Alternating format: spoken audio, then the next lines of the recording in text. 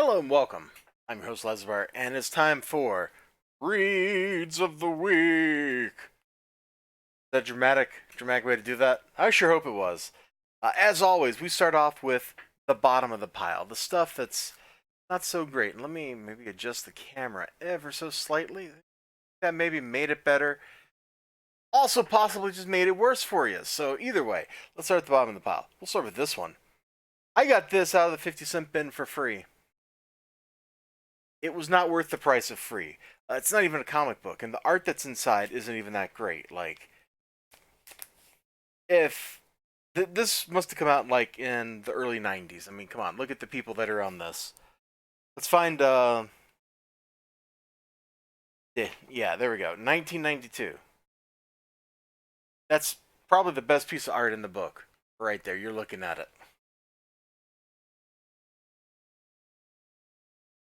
That's supposed to be Bo Jackson. Come on. Uh, but it's just like here. It's just biographical material, and there's just nothing that great about it. Uh, for two, like, okay, in 1992, if this had been published for like $1 or something as just a fun thing, and the art was a little bit better, I can get on board with that. Heck, I got this like free comic book from DC that's about Nolan Ryan. Like, that's fine, but it's not a comic book, and the prose isn't that compelling, and the standalone art they use isn't that compelling.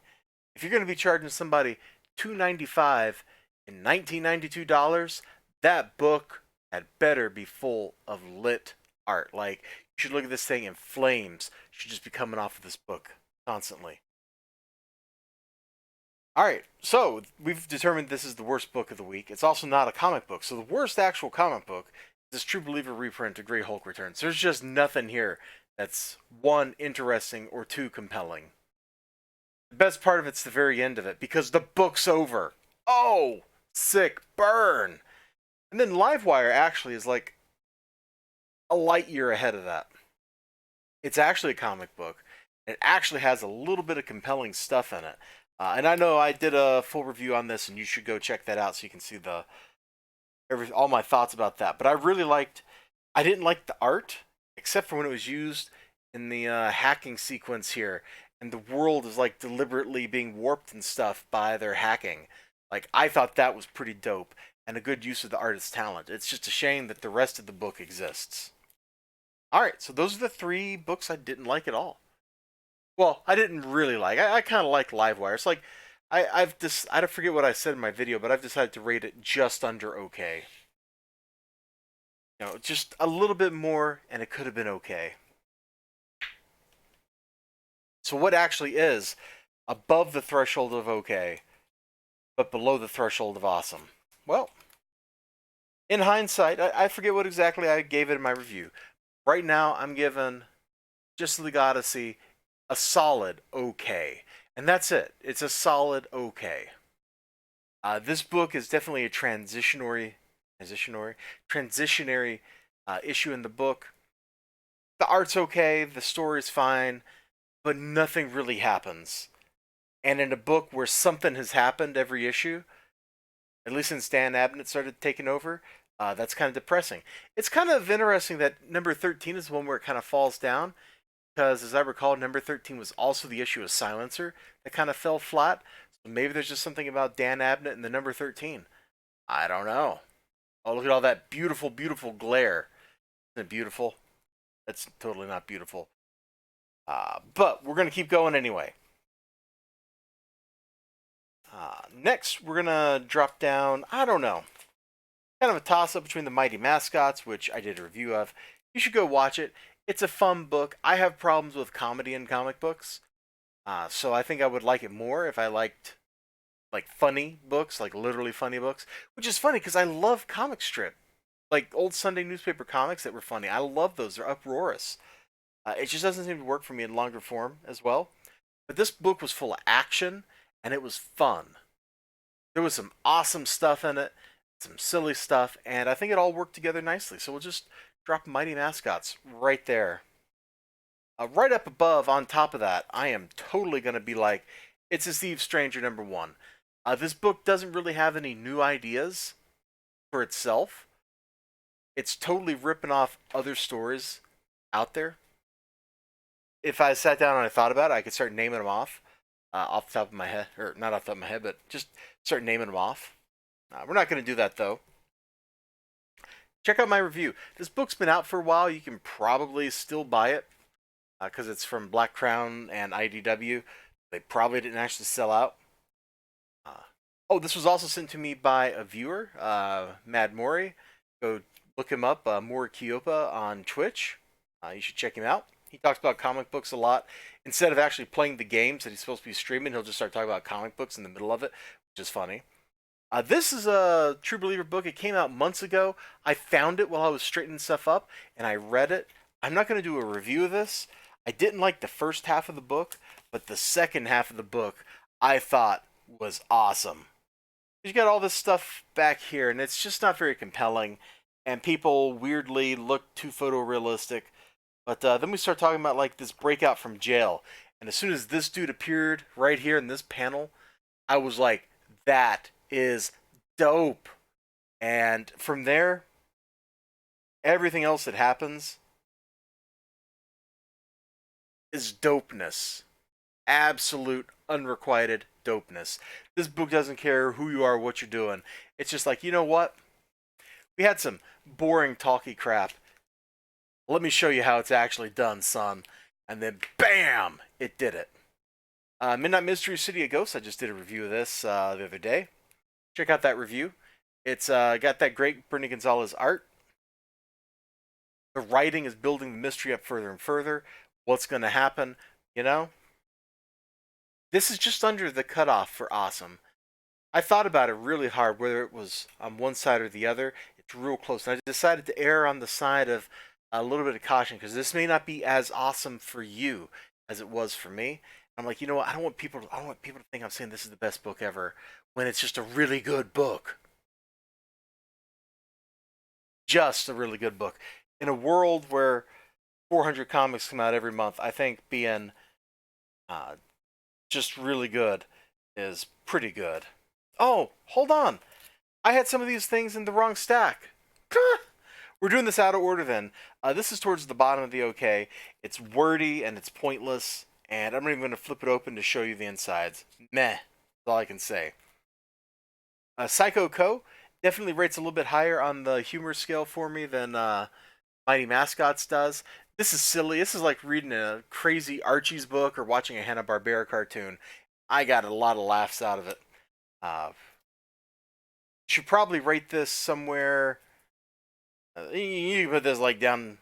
You know what? Actually, let's put that X Universe thing below just Legacy. Here you go. You're at the bottom of the pile. Get down there, son. We got that, and we got that. Got that. Nope, nope, nope, nope, nope. Then we got Psycho Co. Yeah, I think that's the right order. Then the Star Wars stuff. Then Incredible Hulk, Mindless Hulk. This book was pure action, and there's great stuff playing with various concepts and things. It was a good time. And then finally, boom! All right, that's where Midnight Mystery City Ghost #2 comes in, right there. All right, so that's the OK pile. X Universe #0, Just Legacy 13, Mighty Mascots 3, Eve Stranger #1, Psycho Co #1, or Psycho Co Volume 2 #1. God, why did you go with the volume? Just put a subtitle on it, man.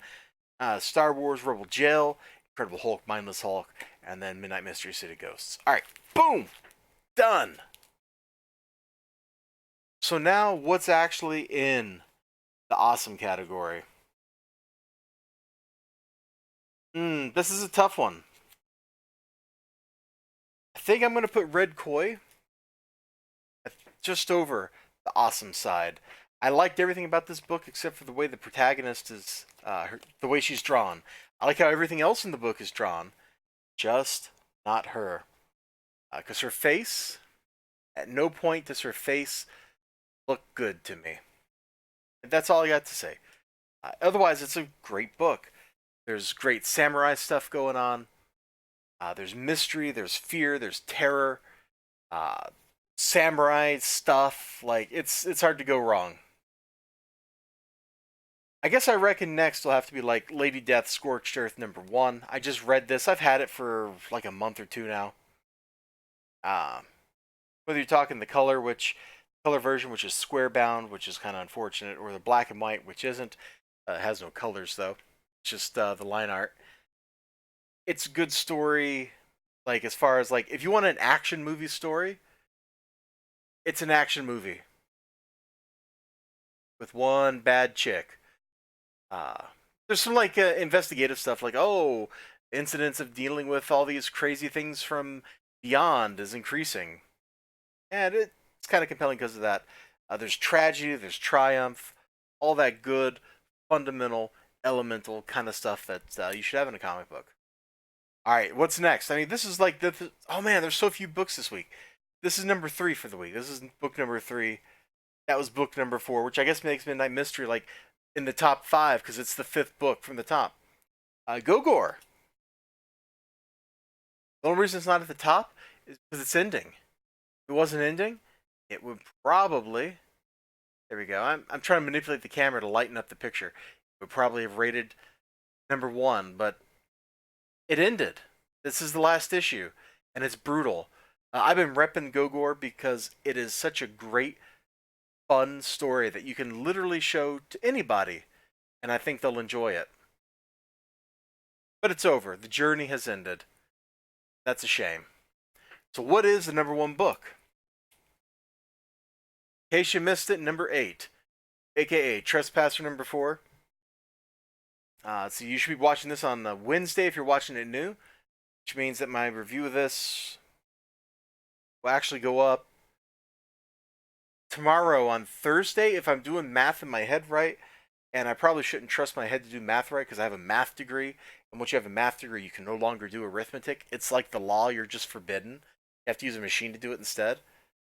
But it's great.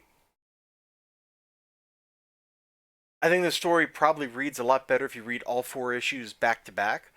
So if you have the opportunity to scoop up all 4 issues and just read them in one binge, you should do that. This issue is like you're exhaling. You're exhaling all that tension that you built up. And you kind of reach like catharsis. You get to the ending, and it's just like, whew, we made it.